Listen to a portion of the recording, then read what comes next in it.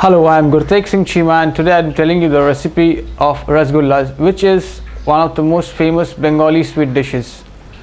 To make rasgullas, you need one recipe of chena, which will be made from milk itself. 1 teaspoon of plain flour is required and some arrowroot for dusting. For the sugar syrup, you need some sugar and boiling water, that's it.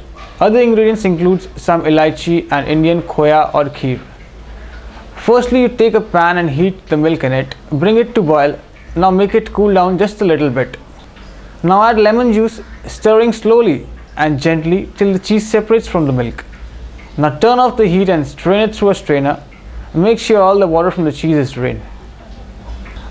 Now the chena is ready, and just divide the chena into equal parts and roll each part into a ball, taking care to see that there are no cracks on the surface.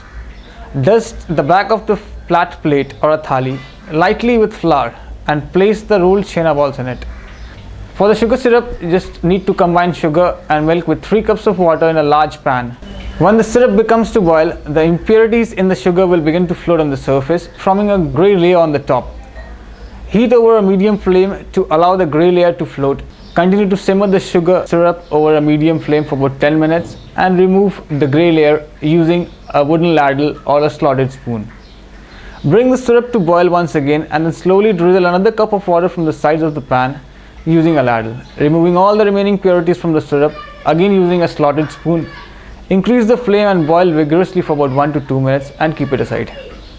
Mix 2 teaspoons of plain flour with 3/4 cups of water to make the flour solution.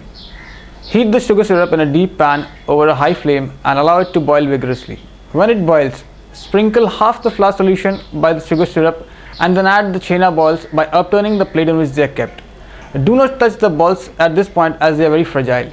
When the flour solution is added, a frothy layer is formed on the surface of the syrup. If the frothy layer begins to subside, sprinkle the remaining half portion of the flour solution. After this, keep on sprinkling water, about minimum 1 cup, on the surface of the sugar syrup. Ensure that the syrup froths all the time while cooking the rasgullas. Cook for about 15 minutes, continuously sprinkling water to enable the froth to form. Now I will check if the rasgullas are cooked or not. This is determined just by the touch. If the rasgulla springs back and retains its shape when pressed, it's cooked.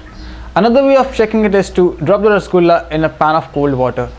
If it sinks at the bottom, it is cooked. So remove them from the fire. Transfer the rasgullas into a bowl along with 2 ladles of sugar syrup and 1 cup of water.